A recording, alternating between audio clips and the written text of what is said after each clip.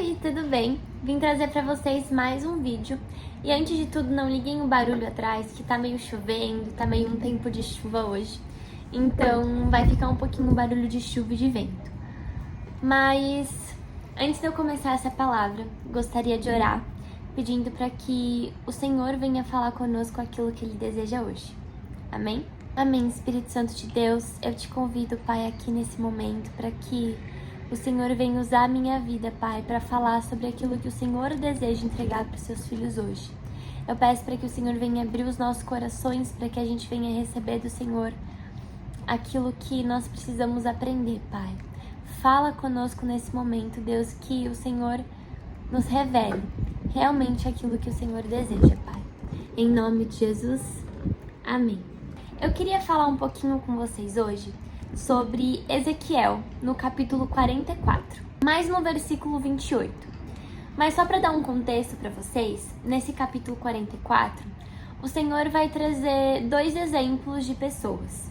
Então, o primeiro exemplo seriam os rebeldes da casa de Israel, que não seguiam o Senhor, que não obedeciam a sua doutrina, que não seguiam seus mandamentos e que eram incircunciosos, tinham um coração ruim, sabe? Um coração impuro. E o segundo grupo era os sacerdotes de levitas, onde o Senhor diz que esses sacerdotes, eles cumpriram as prescrições do seu santuário, e quando os filhos de Israel, os rebeldes, se desviaram, os sacerdotes levitas se aproximaram do Senhor para servi-lo. Então o Senhor fala que Ele está orgulhoso dos sacerdotes levitas, porque eles escolheram honrar e engrandecer o nome do Senhor, seguindo os seus mandamentos e os seus estatutos. E aí, lá no versículo 28, o Senhor, Ele vira para os sacerdotes levitas, que foram aqueles que seguiram os seus mandamentos, e Ele diz: os sacerdotes terão uma herança e eu sou a sua herança. Vocês não lhe darão nenhuma propriedade em Israel. Eu sou a sua propriedade. O Senhor tem nos mostrado que o Senhor é o nosso tesouro. E a nossa recompensa de obedecer o Senhor, a nossa recompensa de seguirmos o Senhor e de obedecermos os seus mandamentos é termos comunhão com o próprio Deus. A única coisa que é suficiente, a única coisa que pode encher o vazio do nosso coração e nos dar a verdadeira alegria é o Senhor. Sabe, se a gente ter tudo aquilo que a gente anseia, mas a gente não ter o Senhor, a gente não tem nada. Mas se a gente ter o Senhor e a gente não ter as coisas que ansiamos, nós temos tudo. Porque o Senhor é a nossa herança, o Senhor é o nosso tesouro, o Senhor é a nossa propriedade. O Senhor é tudo aquilo que nós precisamos, tudo aquilo que ansiamos, porque o Senhor é o único caminho, a única verdade, a única vida.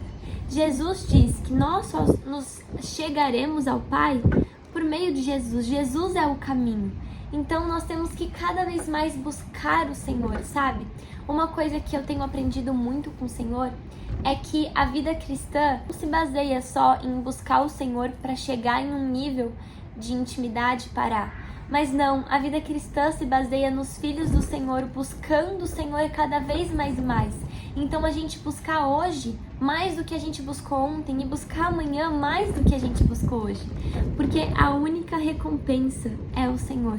E tudo aquilo que nós precisamos é ter um relacionamento com o Senhor. Então, que eu convido você para que a gente venha cada vez mais buscar obedecer ao Senhor, buscar agradar o coração do Senhor e buscar ter um relacionamento cada vez mais com o Senhor. Por quê?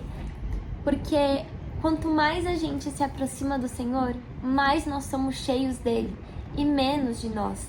E mais nós conseguimos seguir os mandamentos dele e vencer os desejos de nossa carne, porque nós temos que ter a nossa vida fundamentada na rocha, que é a palavra de Deus. Como o Senhor, ele diz lá em Lucas, no capítulo 7, se eu não me engano, que a pessoa que constrói a sua casa, que constrói o seu coração, firmado na palavra de Deus, não se abalará.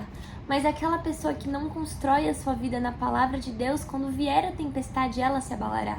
Então nós temos que nos firmar cada vez mais no Senhor. Nós devemos ser árvores que geram frutos bons, que produzem frutos bons. Porque aquela árvore que não produz frutos bons, o Senhor, ele corta e joga fora. Então que nós venhamos ser filhos do Senhor, que o busca cada vez mais e que entenda realmente que tudo o que nós precisamos é o Senhor e que o Senhor é o nosso tesouro e que tudo que ansiamos, tudo que nós desejamos, o Senhor é o único que pode nos dar, porque o Senhor é o Rei dos Reis, o Senhor é o Deus Todo-Poderoso, o Senhor é o Deus dos milagres e Ele é o único que consegue satisfazer os nossos desejos, Ele é o único que consegue preencher o vazio do nosso coração e Ele é o único que consegue fazer muito mais do que pedimos, do que imaginamos. Quando estamos com Ele, nós não precisamos nos preocupar com o futuro, porque Ele tem o controle sobre todas as coisas. Ele é onisciente, Ele é onipotente, Ele é onipresente, extremamente poderoso, mais do que a gente possa imaginar.